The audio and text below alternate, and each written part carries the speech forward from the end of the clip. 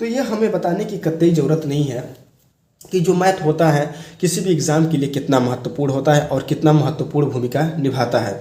और बात की जाए मैथ की, तो मैथ एक ऐसा सब्जेक्ट है जिसमें मैक्सिमम से मैक्सिमम नंबर आप बड़ी ही आसानी से प्राप्त कर सकते हैं। बस आपको निरंतर इसकी प्रैक्टिस करनी होती है।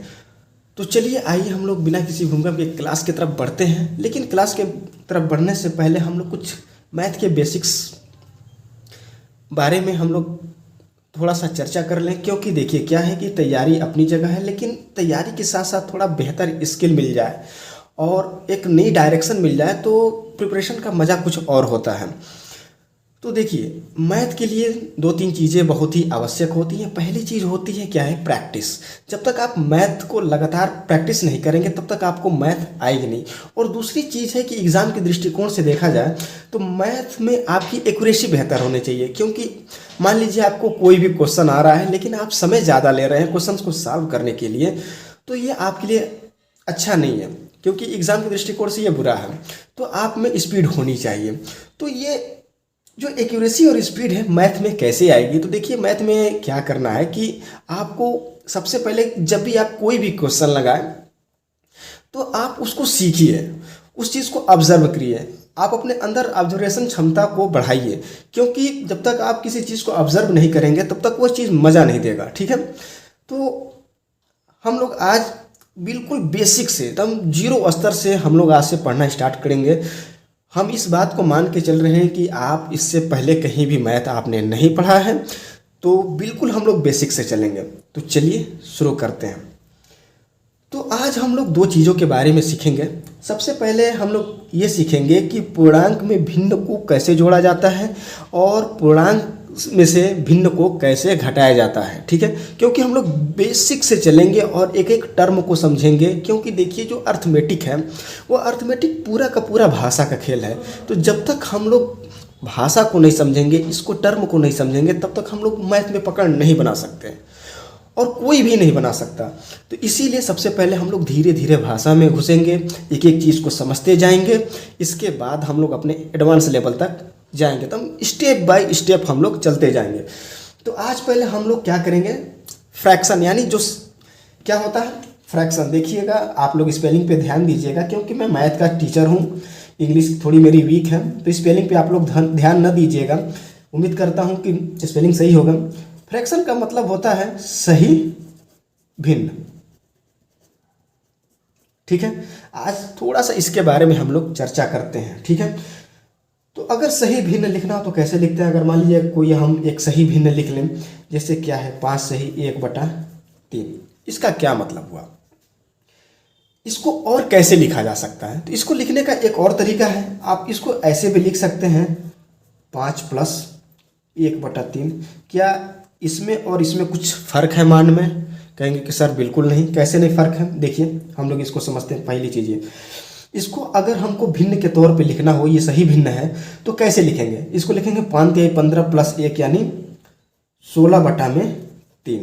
ठीक, सेम चीज़ ये भी हो गया 5 × 15 + 1 यानी मान लीजिए इसको 1/1 ले लें, तो अगर इसका एलसीएम 3 ले लें तो कितना हो जाएगा, 3 का मतलब 15 और ये हो गया +1 यानी ये भी कितना हो गया 16/3।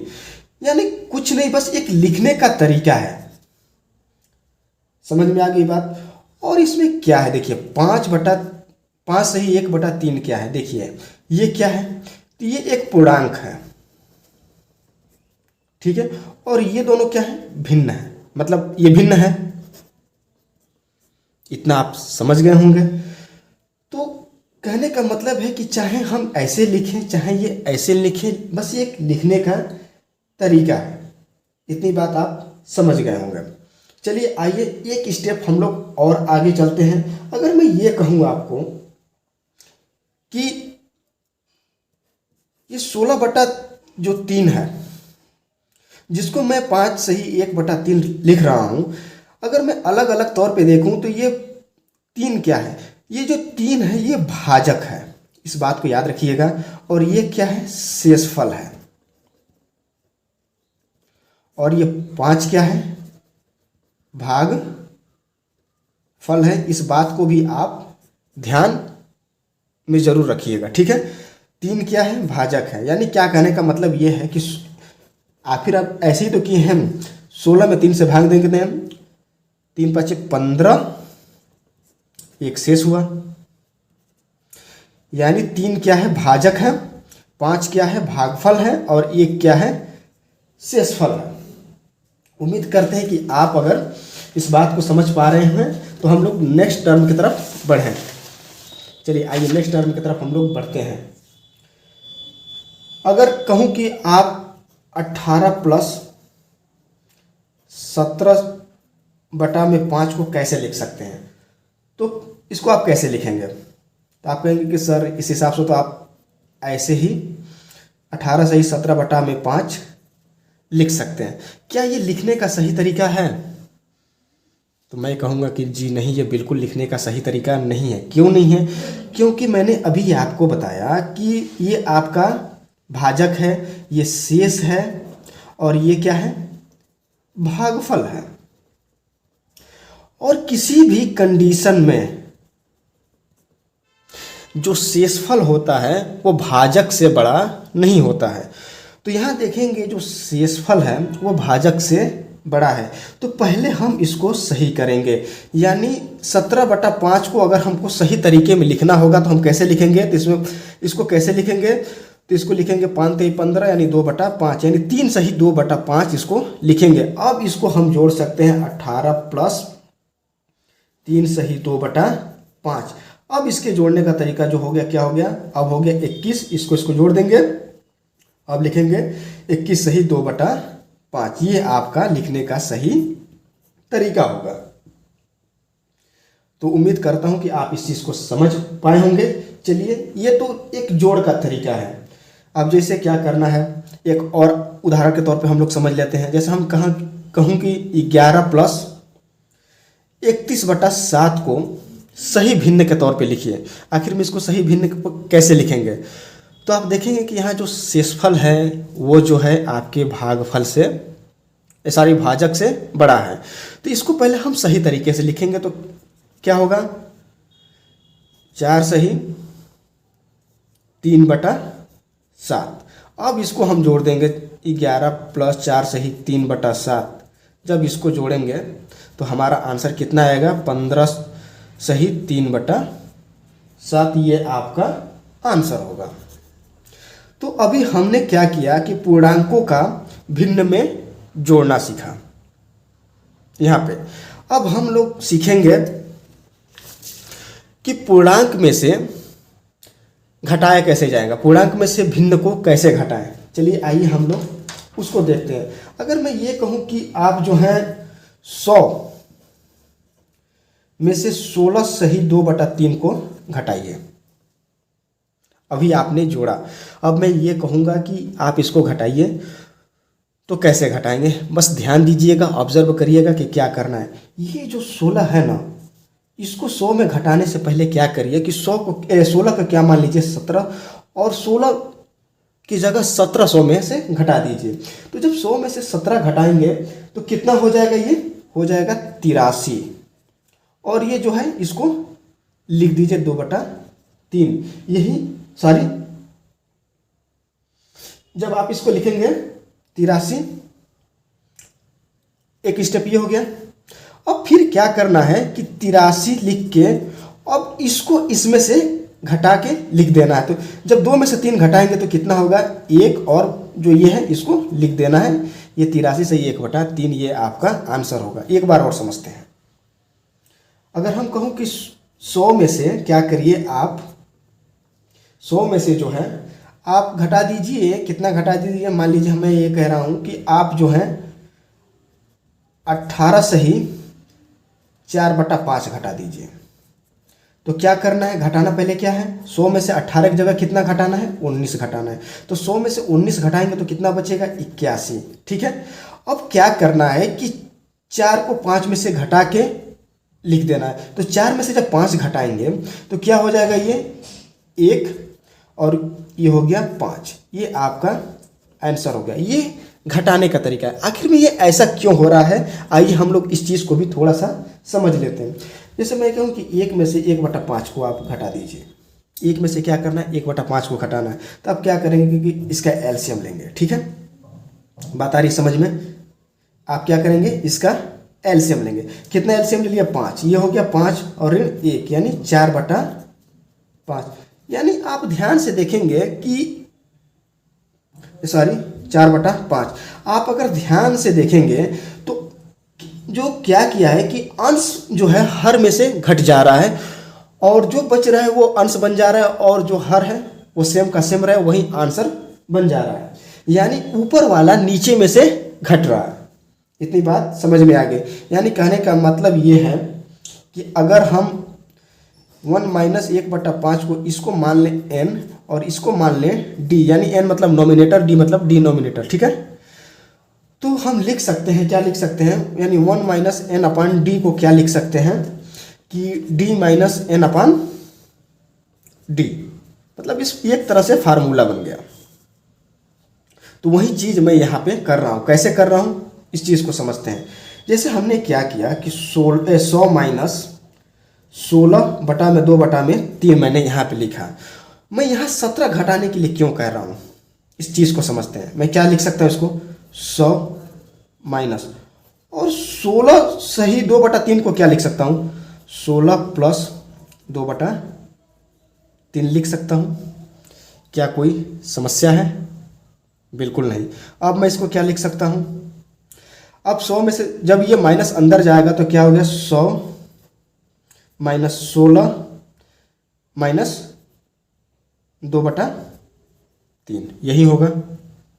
कहिए जी हाँ, बिल्कुल यही होगा। अब 100 में से 16 कितना होगा, तो ये हो गया 84 - 2/3। एक एक स्टेप समझते जाइए। 84 - 2/3 यही होगा। लेकिन हम इस 84 को क्या लिख सकते हैं, तो 84 को हम लिख सकते हैं 83 + 1 - 2/3। क्या ये जो है इस फार्मूले से टैली कर रहा है? कहेंगे कि सर बिल्कुल टैली कर रहा है। तो बस एक लिखने का तरीका है। तो अब इसको हम क्या लिख सकते हैं, तो हम इसको लिख सकते हैं 83 प्लस ये इसमें से घट गया यानी 1/3। तो यानी अब इसको हम लिख सकते हैं 83 सही 1/3। ये आपका आंसर होगा। तो उम्मीद करते हैं इतना आपको समझ में आया होगा। आइए एक दो और प्रैक्टिस कर लें। अब मैं कहूँ कि 129 में से क्या करिए कि 31 सही 5/16 को घटाइए। तो क्या करना है, अब इसमें 31 नहीं घटाना है, क्या घटाना है, 32। तो जब 32 घटाएंगे तो कितना हो जाएगा आपका, 129 में से जब 32 घटाएंगे तो ये आएगा 97।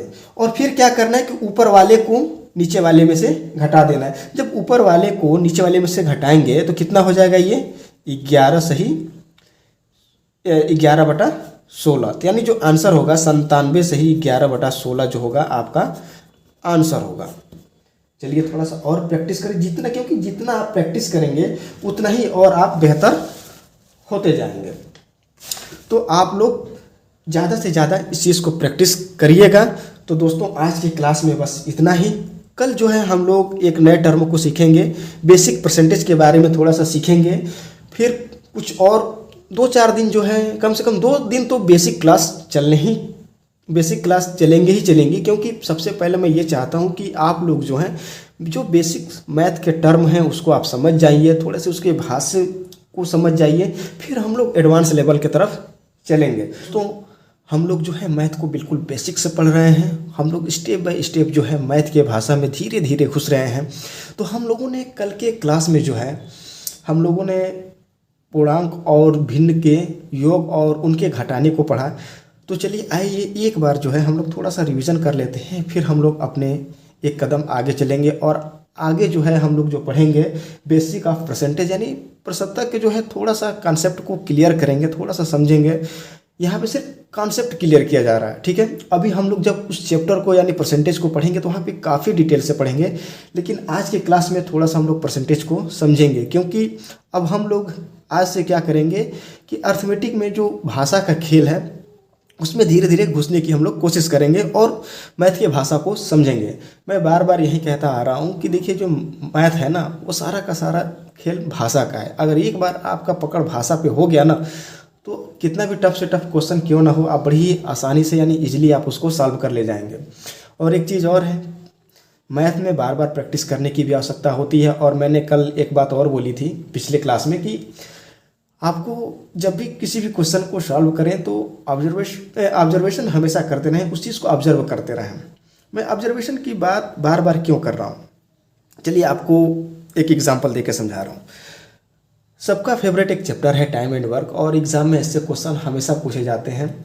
अगर एक क्वेश्चन की बात करूँ कि हमेशा एक क्वेश्चन पूछता है और कि मान लीजिए कि ए, बी और सी किसी काम को 18 दिन में करते हैं। ए बी सी किसी काम को क्या करते हैं 18 दिन में करते हैं और इसी काम को ए और बी जो हैं कितने दिन में करते हैं 24 दिन में करते हैं।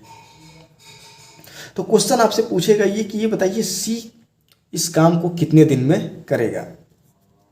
यहाँ पे बात सिर्फ ऑब्जर्वेशन की हो रही है, बस आपको एक एग्जांपल दे रहा हूँ कि ऑब्जर्वेशन की आवश्यकता क्यों है। ठीक है, तो आपसे पूछ लेगा कि सी कितने दिन में काम करेगा। तो अगर आप सिंपल मेथड से जाएं तो क्या करेंगे कि 1/18 क्योंकि ए बी सी का एक दिन का काम माइनस 1/24 क्या हो जाएगा, यानी ए प्लस बी का जो है एक दिन का काम। आप इसको जब हल करेंगे यानी सॉल्व करेंगे तो कितना आ जाएगा एलसीएम। तो आप ले लिया 18 × 24 कुछ भी ले लीजिए, मैं सिंपल तरीके से यहीं पे कर रहा हूँ। तो क्या हो गया ये यहाँ पे हो गया आपका 24 और ये क्या हो गया -18। ठीक है, इसको सॉल्व करेंगे तो क्या आएगा 6/18 × 24 कटा लिया, ये कितना हो गया 4 × 12 के 2 और ये हो गया 72 यानी 1/72 यानी एक दिन का काम सी का कितना 1/72 है। तो सी कितने दिन में काम करेगा तो 72 दिन में काम करेगा। ये हो गया सामान्य रूप।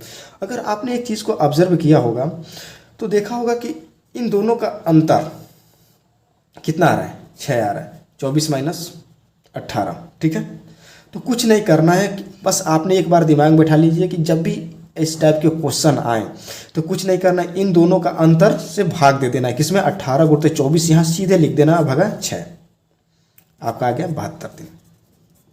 बात आ गई समझ में, इन दोनों के अंतर से भाग दे देना है। कुछ भी दे सकता है क्वेश्चन, मान लीजिए A + B, अब यहाँ पे C दे दिया तो B पूछ ले, कुछ भी हो सकता है। समझ रहे हैं ना मैं क्या कहना चाहता हूँ। तो इसलिए जो है ऑब्जर्वेशन बहुत ही ज़रूरी है। तो चलिए आइए हम लोग अपने अब क्लास की तरफ रुख करते हैं। तो हम लोग जो क्वेश्चन को सॉल्व कर रहे थे ये कर रहे थे कल, ये हम लोग कर रहे थे कि पूर्णांक और भिन्न का योग कैसे किया जाता है और उनको घटाया कैसे जाता है। तो कहने का मतलब ये कि अगर मैं लिखूं 6 सही 2/3, मैंने क्या लिखा 6 सही 2/3 अगर मैं इसको लिख रहा हूं तो इसके लिखने के कई सारे तरीके हैं। क्या मैं इसको ऐसे नहीं लिख सकता हूं 6 + 2/3, ऐसे भी लिख सकता हूं। अगर मैं ये कहूं कि आप 100 में 6 सही 2/3 जोड़ दीजिए तो कैसे जोड़ना था, बस सीधा सीधा यहाँ पे इसको जोड़ देना था, यानी ये हो जाएगा 106 सही 2/3। ये तो जोड़ने का मेथड था। और इसके साथ ही साथ एक घटाने का मेथड था। अगर घटाने का मेथड कुछ अलग था, मैं ये कहूँ कि अगर इसको घटाना हो तो कैसे घटाएंगे, तो हमने कहा कि अगर इसको घटाना है यानी 100 - 6 सही 2/3 को अगर घटाना हो तो क्या करना है, कुछ नहीं करना है, ये 6 घटाना है ना, इसके जगह 6 ना घटाकर आप 7 घटा दीजिए। तो 7 घटाएंगे तो कितना हो जाएगा 93, और ऊपर वाले को नीचे वाले में से घटा दीजिए। तो ऊपर वाले को नीचे वाले से घटाएंगे तो कितना बचेगा 1 और बटा में 3, यही इसका आंसर होगा। और ये ऐसा क्यों हो रहा है हम लोगों ने कल के क्लास में अच्छे से डिस्कस किया था। यदि आपने पिछला क्लास अभी आपने नहीं देखा है तो जाकर प्लेलिस्ट में आप उस क्लास को देख सकते हैं। तो चलिए अब हम लोग अपने नए क्लास को स्टार्ट करते हैं। और आज का जो हम लोगों का जो टॉपिक रहेगा बेसिक ऑफ परसेंटेज रहेगा। तो चलिए हम लोग परसेंटेज की तरफ चल रहे हैं। तो आज का हम लोग का क्लास क्या है, बेसिक ऑफ परसेंटेज। ठीक है, अच्छा ये तुप जा रहा है। चलिए नीचे लिख दे रहा हूं मैं इसको, बेसिक ऑफ परसेंटेज। हम लोगों का आज का टॉपिक यही है। तो परसेंटेज में आज हम लोग ये सीखेंगे कि किसी भी संख्या को परसेंटेज में कैसे बदलें, और किसी भी संख्या को परसेंटेज में कैसे बदलें, और किसी भी परसेंटेज को संख्या में कैसे बदलें, और साथ ही साथ हम लोग ये सीखेंगे कि किसी भी भिन्न को परसेंटेज में कैसे कन्वर्ट करें, और किसी भी परसेंटेज को भिन्न में कैसे कन्वर्ट करें। तो कहने का मतलब ये है कि अगर मैं ये कहूँ कि कोई संख्या है, मान लीजिए एक ही है, एक को मैं कहूँ कि आप जो है इसको प्रतिशत में बदलिए, तो किसी भी संख्या को प्रतिशत में बदलने के लिए क्या करना पड़ता है, उसमें 100 से गुणा करना पड़ता है। जैसे ही आप इसमें 100 से गुणा करेंगे, ये क्या हो जाएगा, 100%। समझ में आ रही है बात। और किसी भी प्रतिशत को अगर संख्या में कन्वर्ट करना है, उसमें बदलना है, तो आपको क्या करना है, 100 से भाग देना है। तो अगर मैं ये कहूँ कि आप जो 100% है, आप इसको संख्या में बदलिए, तो क्या करना है, इस प्रतिशत के चिन्ह को हटाने के लिए 100/100 करना पड़ेगा, यानी 100 से भाग देना पड़ेगा। तो कितना आ गया, 1। इतना क्लियर हो गया। यानी कहने का मतलब ये है कि किसी भी संख्या को प्रतिशत में बदलने के लिए उसमें 100 से गुणा करते हैं, और किसी भी प्रतिशत को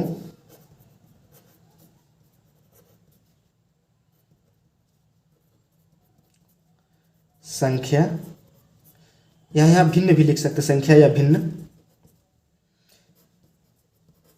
भिन्न को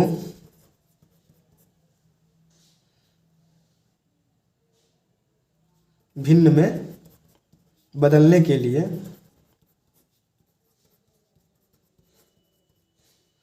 100 से भाग देते हैं। आइए थोड़ा सा इसको हम लोग एग्जाम्पल के माध्यम से समझते हैं। कहने का मतलब ये है कि अगर मैं लिखूं 20%, ठीक है, और मैं कहूं कि इसको आप भिन्न में कन्वर्ट करें, तो कैसे करेंगे आप, तो 20% को क्या लिखा जा सकता है, जब प्रतिशत का हमको सिंबल हटाना होगा तो लिखना होगा 20/100। तो ये कट के कितना बनेगा, 1/5। ठीक है। इसी तरह मैं ये कहूँ कि 25% को आप क्या करें, इसको भिन्न में बदलिए, तो क्या करेंगे, 25/100, क्योंकि जब प्रतिशत का चिन्ह हटाएंगे तो बटा में 100 आएगा। तो ये कितना हो गया, 1/4। एक एक चीज़ को आप ध्यान से समझते जाइए। अभी आप ये बिल्कुल मत सोचिए कि सर क्या बता रहे हैं, क्या समझा रहे हैं, बस जो समझा रहा हूँ आप समझते जाइए, क्योंकि आगे इसका बहुत ही महत्वपूर्ण योगदान होने वाला है। ठीक है। अगर मैं कहूँ कि 37 सही 1/2% को क्या करिए, आप इसको भिन्न में बदलिए। ठीक है। तो क्या करेंगे, आप इसको जब हल करेंगे तो 75/2 आएगा प्रतिशत। अब इसको भिन्न में बदलना है तो क्या करना पड़ेगा, 75/2 गुणित 100। तो ये कितना हो गया आपका, गुणित 100 नहीं, बटा में 100 हो जाएगा भाई।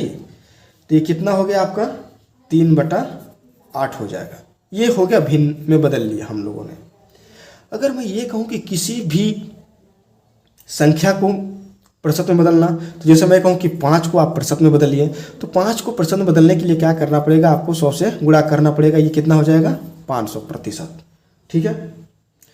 तो इसी तरह से कुछ फैक्ट हैं जिनको आपको याद हमेशा रखना होगा। ठीक है। वो क्या क्या चीज़ें हैं, एक बार मैं आप लोगों को लिखवाते चल रहा हूँ, आप लोग उसको लिखते चलिए और उसको बार बार आप लोग रिवाइज करते रहिए। जब भी आप मैथ के क्वेश्चन सॉल्व करने बैठे तो एक बार उसको लिख लें। लगातार 20 से 25 दिन आप लोग लिख लेंगे तो आपके वो हैबिट में आ जाएगा। याद करने की ज़रूरत नहीं है, उसको बार बार प्रैक्टिस करने की ज़रूरत है। जैसे क्या, 1/2 बराबर क्या होता है, यहाँ पे लिख रहे हैं हम, 1/2 बराबर क्या होता है, 50%। कैसे हुआ, एक बार मैं आपको यहाँ समझा दे रहा हूँ।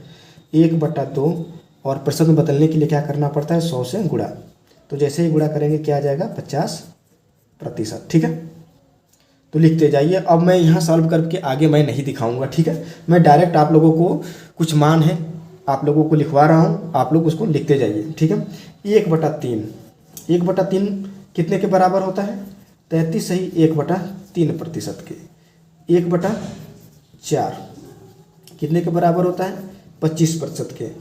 1/5 किसके बराबर होता है, 20% के।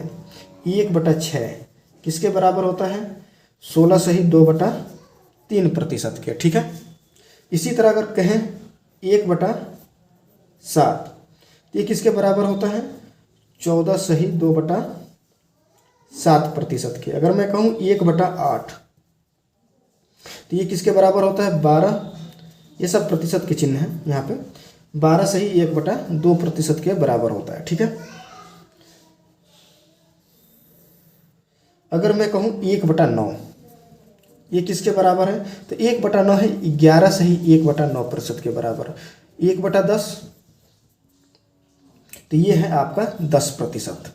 मैं कहूँ 1/11 तो ये किसके बराबर है, तो 9 सही 1/11% के। बार बार ये वैल्यू एग्जाम में पूछे जाते हैं, इसलिए आपको प्रैक्टिस में लाना पड़ेगा। ठीक है, 1/12 को हम क्या लिख सकते हैं, अगर प्रतिशत में लिखना हो तो 1/12 को हम लिख सकते हैं 8 सही 1/3%। ठीक है, अगर इसी तरह 1/13 को प्रतिशत में लिखना हो तो कैसे लिखेंगे, तो इसको लिखेंगे 7 सही 9/13%। 1/14 का जो मान होता है कितना होता है, 7 सही 1/7%। अगर इसी तरह मैं कहूँ 1/15 की बात, तो 1/15 होता है ये होता है आपका 6 सही 2/3%। 1/16 ये किसके बराबर होता है, तो 6 सही 1/4% के बराबर होता है। इसी तरह 1/17 जो होता है ये होता है 5 सही 15/17%। और 1/18 जो होता है ये होता है आपका 1/18 कितना होता है, 5 सही 5/9 के बराबर होता है प्रतिशत। और इसी तरह 1/19 की बात की जाए तो 1/19 जो होता है आपका 5 सही 5/19% के बराबर होता है। और इसी तरह 1/20 जो होता है ये होता है आपका 5% के बराबर। ठीक है, इसी तरह 1/24 ये किसके बराबर होता है, ये होता है 4 से 1/6% के बराबर। आगे चल के आप देखेंगे कि इसका हम लोग इस्तेमाल कैसे कर रहे हैं इसी क्लास में। ठीक है, 1/30 ये कितने के बराबर है, तो 3 सही 1/3%। 1/40 किसके बराबर है, तो ये जो है 2 सही 1/2%। ठीक है, और 1/50 किसके बराबर है, तो 1/50 है किसके बराबर है, 2% के बराबर है। अच्छा एक बात बताइए, मैं जैसे एक चीज़ और मैं आपको यहाँ पे समझाना चाहूँगा कि मैं लिख रहा हूँ 1/3 बराबर 33 सही 1/3%। क्या मतलब हुआ, थोड़ा सा इसको समझते हैं। कहने का मतलब ये है कि ये जो 3 है ना ये ओरिजिनल नंबर है, यानी मूल संख्या है, मूल संख्या। और 3 का 33 सही 1/3% क्या है, 1 है। बात आ गई समझ में। इसी तरह मैं अगर 1/5 लिख रहा हूँ, 1/5 बराबर मैं अगर लिख रहा हूँ 20%, तो कहने का मतलब ये है कि 5 का जो 20% है ना वो 1 है, यानी ये क्या है, इसका परिणाम है, रिजल्ट है। और 5 क्या है, मूल संख्या है। तो उम्मीद करता हूँ कि इतना आप लोगों को समझ में आया होगा। एक बार आप लोग इसको अच्छे से एक बार पढ़ लीजिए, ठीक है। तब तक मैं वेट कर रहा हूँ, मात्र 1 मिनट का मैं आप लोगों को समय दूंगा।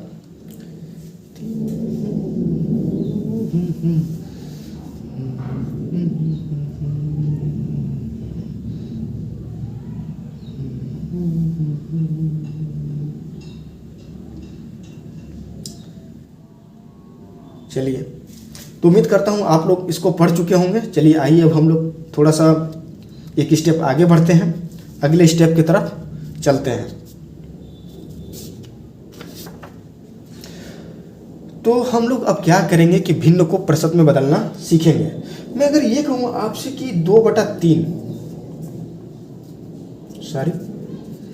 2/3 को क्या करिए, प्रतिशत में कन्वर्ट करिए, ठीक है।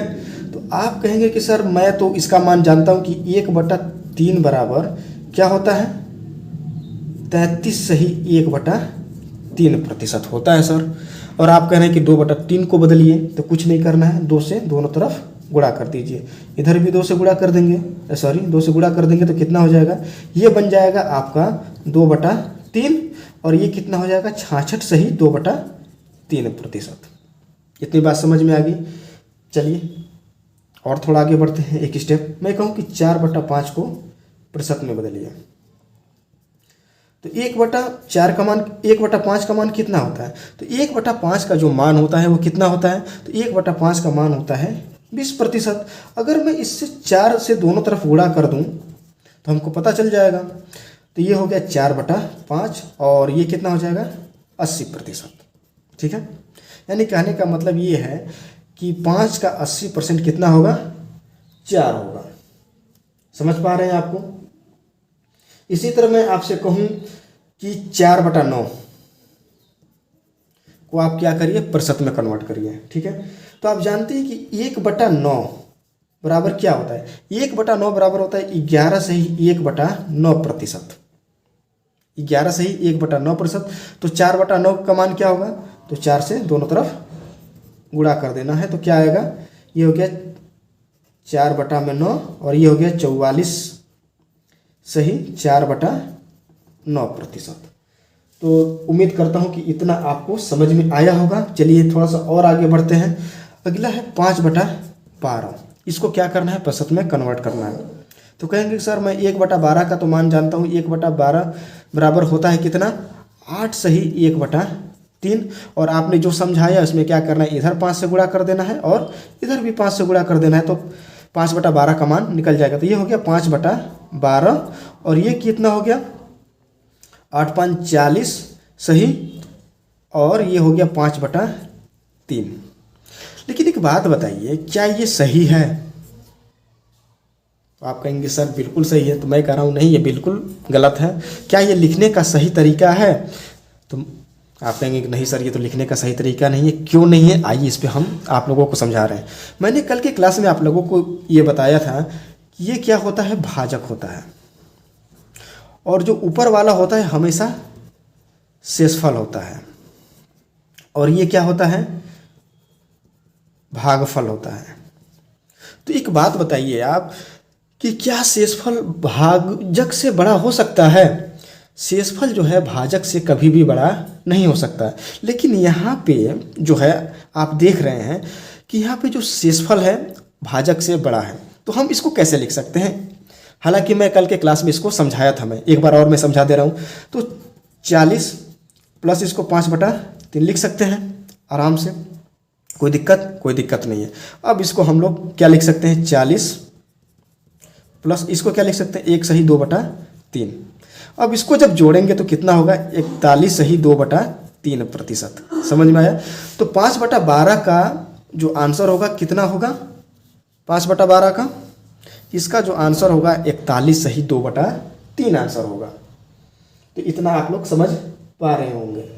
चलिए आइए हम लोग धीरे धीरे एक एक स्टेप आगे बढ़ते चल रहे हैं और अगले क्वेश्चन को हम लोग अब हल करेंगे। अगला क्वेश्चन है आपके लिए, मैं एक और क्वेश्चन आप लोगों को 2-3 दे रहा हूँ। पहला है 3/8, इसके बाद 4/7। बस ऐसे ही रेंडमली आप लोग सॉल्व करते रहिए, प्रैक्टिस करते रहिएगा, ठीक है। इन दोनों क्वेश्चन को आप लोग तब तक सॉल्व करिए, फिर आगे की तरफ हम लोग बढ़ते हैं।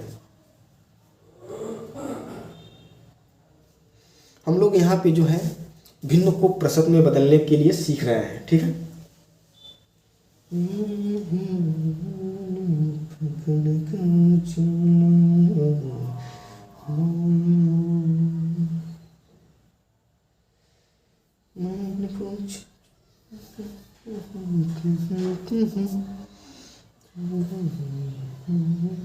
तो चलिए आइए देखते हैं हम लोग इसको कहते हैं कैसे सॉल्व करना है, ठीक है। तो यहाँ दिया है 3/8। 1/8 का मान होता है कितना? आपको पता है कि 1/8 का मान जो होता है 12 सही 1/2% होता है। ठीक है, तो क्या करना है, दोनों तरफ 3 से गुणा कर देना, तभी तो 3/8 होगा। तो ये हो गया 3/8 और ये हो गया 12 3 36 सही 3/2।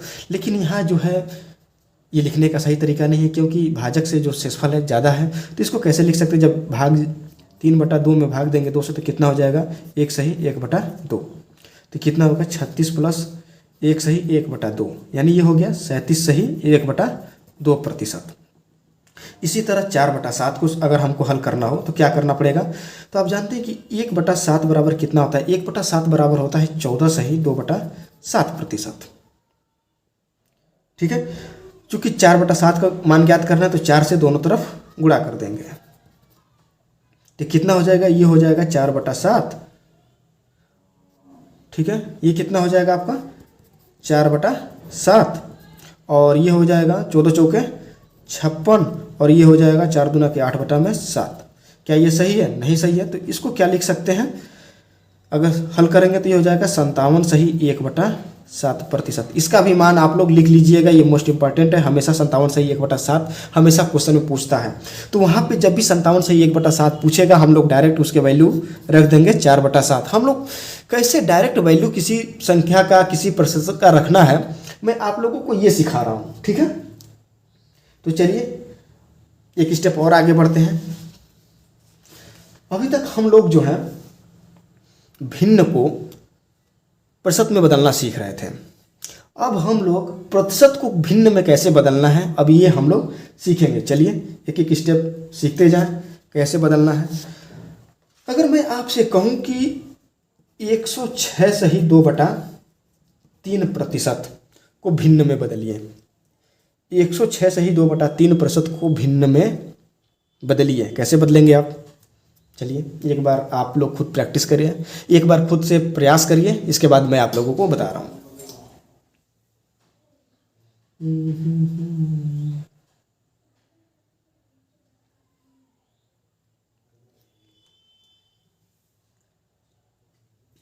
जिंदगी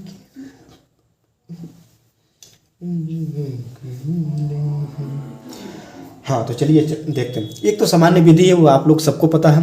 तो चलिए आइए एक बात बताइए, 106 सही 2/3 को हम लोग क्या लिख सकते हैं? तो हम लोग इसको बड़े आराम से 100 प्लस 6 सही 2/3 लिख सकते हैं कि नहीं लिख सकते हैं?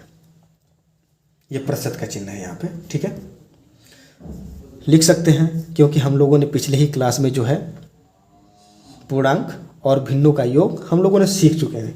ठीक है, ऐसे लिख सकते हैं। अब ये बताइए 100% को अगर अंक में बदलेंगे तो इसको क्या लिख सकते हैं? 100% का मान कितना होता है? 1। अब एक बात बताइए, 6 सही 2/3% किसका है? तो आप कहेंगे कि 6 सही 2/3% की जो वैल्यू होती है वो कितनी होती है? तो ये होती है 6 सही 2/3 किसकी वैल्यू होती है? तो आप कहेंगे कि सर ये 1/15 की वैल्यू होती है। समझ में आ गई बात? अब इसको बड़े आसानी से सॉल्व किया जा सकता है। अगर आप इसको हल करेंगे तो क्या हो जाएगा, ये हो जाएगा 15 का में 15 प्लस 1/15, यानी ये हो जाएगा 16/15, यानी 106% का मान कितना होगा? 16/15 इसका आंसर होगा। चलिए आइए और आगे थोड़ा हम लोग बढ़ते हैं। मैं कहूँ कि 157 सही 1/7 का मान क्या होगा? इसको आप भिन्न में बदलिए, तो फटाक से आप बदलिए। एक क्वेश्चन आप लोगों ने, मैं आप लोगों को सॉल्व करके दिखाया, आप लोग इस पर एक बार प्रयास करिए।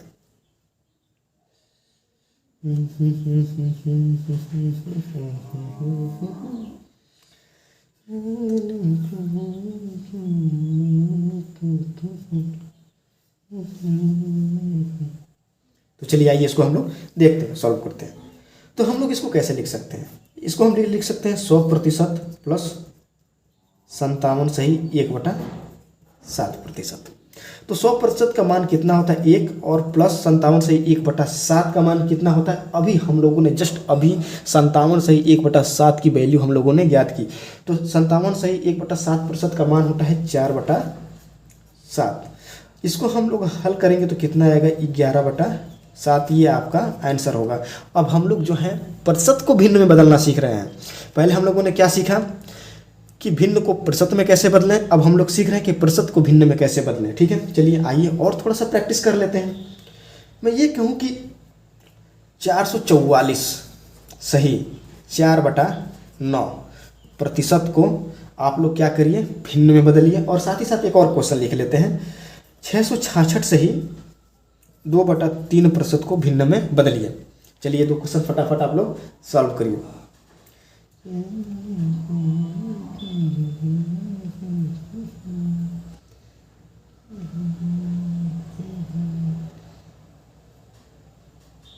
चलिए आइए इसको देखते हैं।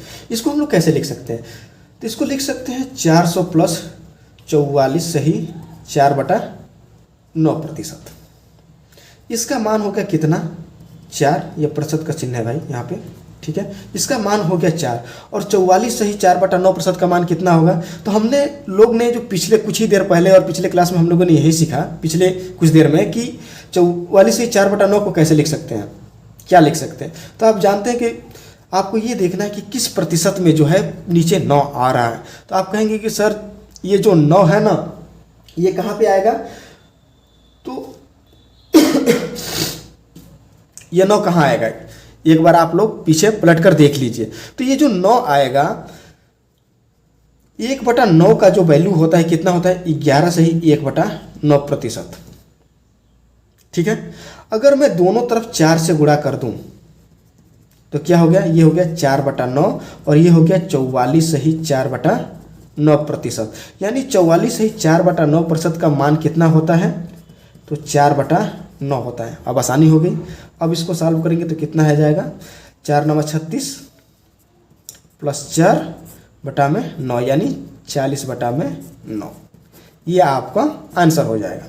इसी तरह 666 से 2/3 को अगर हल करना हो तो इसको क्या लिख सकते हैं, 600% + 66 सही 2/3 प्रतिशत। यही होगा। 600 का मान कितना होगा, 6 और प्लस। अब इसको हल करना है तो आप जानते हैं कि 1/3 बराबर क्या होता है, 33 सही 1/3 प्रतिशत। अगर मैं दोनों तरफ 2 से गुणा कर दूं तो क्या हो जाएगा, ये हो जाएगा 2/3 और ये हो जाएगा 66 सही 2/3 प्रतिशत। यानी 66 सही 2/3 प्रतिशत का मान कितना होता है, तो 2/3। अब इसको हल करेंगे तो क्या आएगा, 20/3। ये आपका आंसर होगा। उम्मीद करते हैं इतना आप लोग समझ गए होंगे। चलिए आइए अब हम लोग क्या करते हैं, थोड़ा सा और एक लेवल आगे चलते हैं। तो चलिए आइए थोड़ा सा हम लोग आगे चलते हैं, एक स्टेप आगे।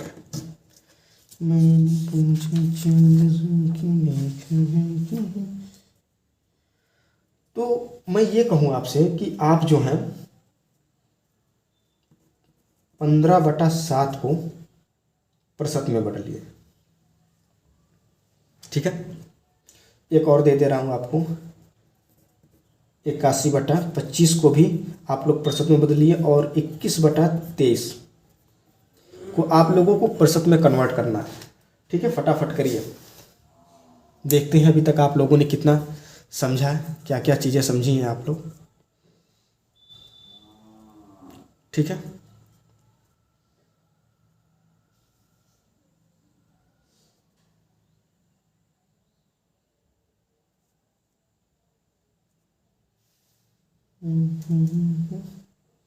तो चलिए आइए इसको हम लोग देखते हैं। तो एक बात बताइए, ये 15/7 को हम लोग क्या लिख सकते हैं, तो हम लोग जो है 15/7 को क्या लिख सकते हैं, इसको लिख सकते हैं हम लोग 2 सही 1/7 लिख सकते हैं। क्या इसमें लिखने में कोई परेशानी है, बिल्कुल नहीं। अब इसको हमको क्या करना है, प्रतिशत में कन्वर्ट करना है। एक स्टेप और आगे चलते हैं, इसको हम लोग क्या लिख सकते हैं, 2 + 1/7 लिख सकते हैं। क्या यहाँ तक कोई समस्या है? अब 2 को क्या लिखा जा सकता है, 2 को आप लिख सकते हैं 200%, क्योंकि किसी भी संख्या को प्रतिशत में बदलने के लिए 100 से गुणा करना पड़ता है। अब एक बात बताइए, 1/7 किसका मान है, तो कहेंगे सर 1/7 जो है ये है 14 सही 2/7 प्रतिशत की वैल्यू है। हो गया, बस जोड़ देना है, इन दोनों को जोड़ दीजिए, कितना हो गया 214 सही 2/7%, यानी 15/7 का जो प्रतिशत होगा कितना होगा 14 सही 2/7% होगा। मज़ा आ रहा है क्लास में, ऐसे ही और मज़ा आएगा। चलिए आइए अब इसको हम लोग देखते हैं। इसको क्या लिख सकते हैं, 81/25 को हम लोग अगर लिखना चाहें तो कैसे लिखेंगे। अगर इसको लिखना है तो हम लोग इसको क्या लिख सकते हैं, 81/25 को हम लोग लिख सकते हैं 3 सही 6/25। और थोड़ा सा बेहतर तरीके से हम लोग इसको लिखते हैं, इसको हम लोग लिख सकते हैं 3 + 6/25 लिख सकते हैं। अब 3 को अगर हम प्रतिशत में कन्वर्ट करेंगे तो ये कितना हो जाएगा 300%, और प्लस 6/25 को प्रतिशत में कन्वर्ट करना हो तो आप जानते हैं कि 1/25 का मान होता है कितना, 1/25 का मान कितना होता है, तो कहेंगे कि सर 4%। तो 6/25 का मान कितना होगा, तो सर इधर भी 6 से गुणा कर देंगे और इधर भी 6 से गुणा कर देंगे, तो 6/25 का जो मान आ जाएगा कितना आ जाएगा 24% आ जाएगा। तो 6/25 का मान कितना आ गया, तो 24%। तो इसका आंसर कितना आ जाएगा 324%, यानी 81/25 का मान कितना आएगा 324%। तो दोस्तों मैं आप लोगों को तब से यही सिखाने की कोशिश यही कर रहा हूँ कि भिन्न को प्रतिशत में कैसे बदलें और प्रतिशत को भिन्न में कैसे बदलें। हम लोग एक एक स्टेप आगे चल रहे हैं। चलिए आइए अब बात कर रहे हैं 21/23 को, सॉरी 23 नहीं, ये 13 है, ठीक है। 23 कैसे होगा, ठीक है। इसको क्या करना है प्रतिशत में बदलना है। तो हम लोग एक स्टेप आगे अगर इसको लिखना तो हम लोग कैसे लिखेंगे 1 सही 8/13। एक स्टेप और आगे चलते हैं, इसको लिख सकते हैं 1 + 8/13 लिख सकते हैं। क्या कोई समस्या है, बिल्कुल समस्या नहीं है। 1 का मान कितना होता है 100%। अब बात है 8/13, तो 8/13 1/13 का जो मान होता है कितना होता है, 1/13 का जो मान होता है 7 सही 9/13 होता है प्रतिशत। तो मैं कह रहा हूँ कि 8/13 का तो दोनों तरफ क्या करना है 8 से गुणा कर देना है।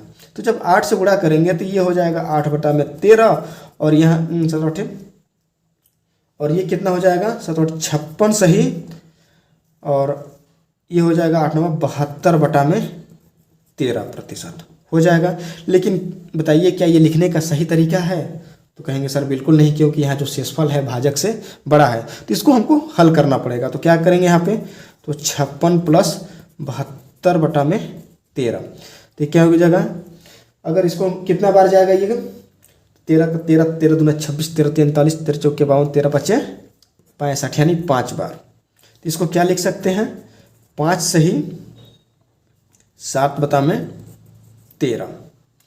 अब यहाँ हम लोग 56 को जोड़ देंगे, इसको क्या हो गया, ये हो गया 61 सही 7/13। यानी कहने का मतलब ये है कि 8/13 का जो मान होगा 61 सही 7/13% होगा। तो यहाँ पे हम लोग जोड़ देते हैं, तो 61 सही 7/13%। अब ये कितना हो गया, तो 161 सही 7/13%। तो 21/13 का जो वैल्यू होगा कितना होगा, इतना होगा। तो दोस्तों उम्मीद करता हूँ कि इतना आप लोगों को समझ में आया होगा। चलिए आइए अब हम लोग नेक्स्ट स्टेप की तरफ मूव करते हैं, ठीक है। तो हम लोग का जो अगला है कौन सा क्वेश्चन है, चलिए अगला हम लोग देख लेते हैं। मैं कहूँ कि 23/12 को आप लोग क्या करिए प्रतिशत में बदलिए। बहुत ही मज़ेदार यहाँ पे चीज़ें होने वाली हैं। तो आप 23/12 को सॉल्व करिए फटाफट। मैं आप लोगों को 30 सेकंड का मौका देता हूँ।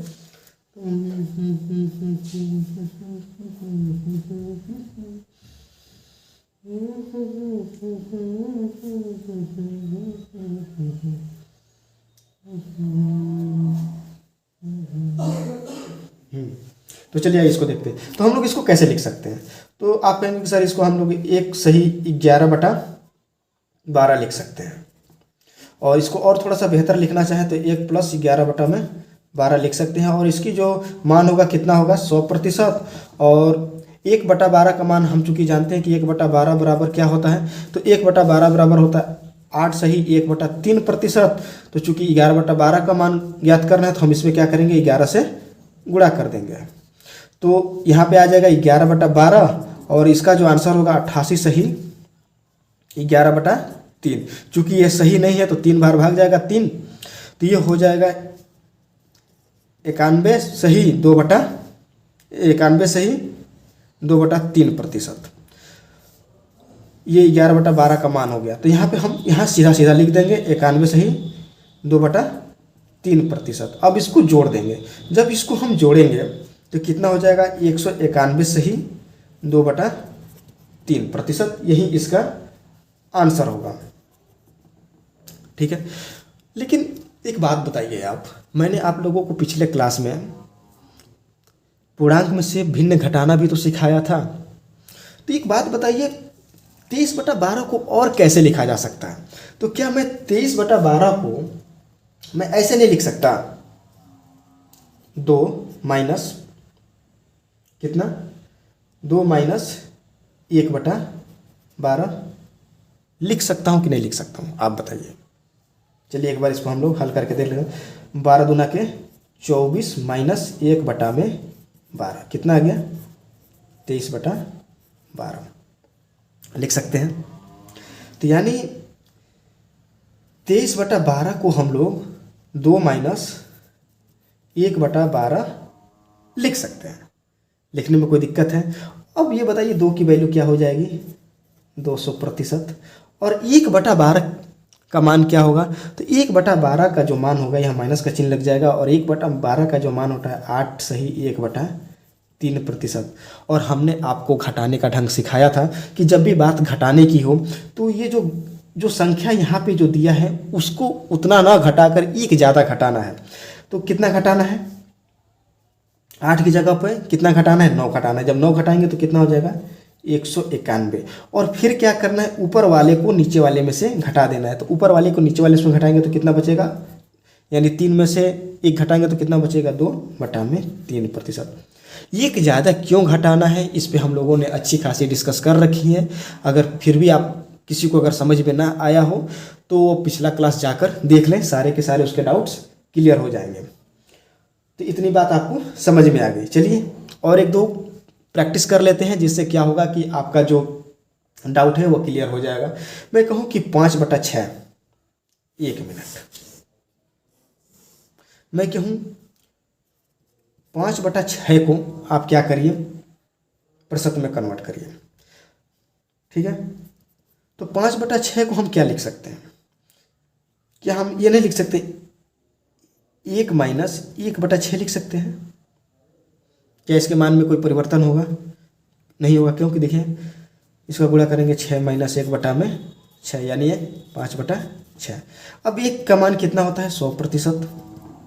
और 1/6 किसकी वैल्यू है, तो 1/6 बराबर होता है 16 सही 2/3% हो गया।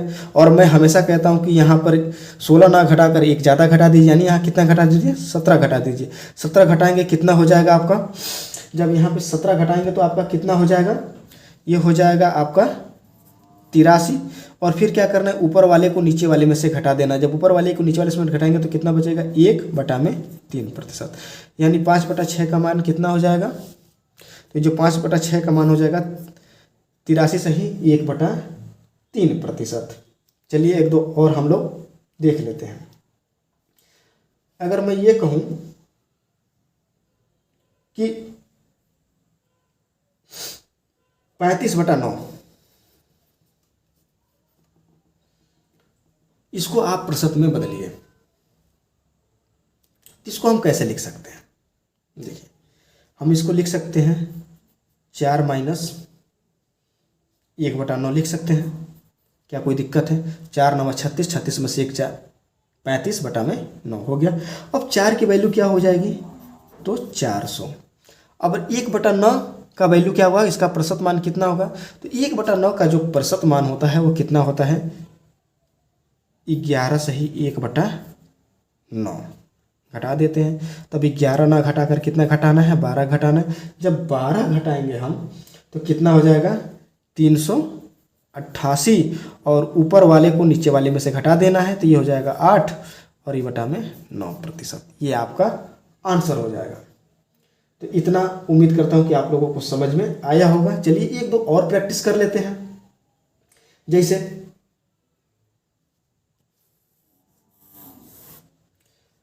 51 बटा में 14, इसी को रैंडम कोई भी संख्या उठाते हैं 51 बटा 14, इसको हम लोग क्या लिख सकते हैं? हम लोग इसको लिख सकते हैं 4 - 5 बटा में 14। क्या कोई दिक्कत है? 14 चौके 56 - 5 51 बटा में 14। अब इसको क्या लिख सकते हैं? 4 को 400% माइनस। आप कहेंगे कि सर 5 बटा 14 का मान कितना होगा?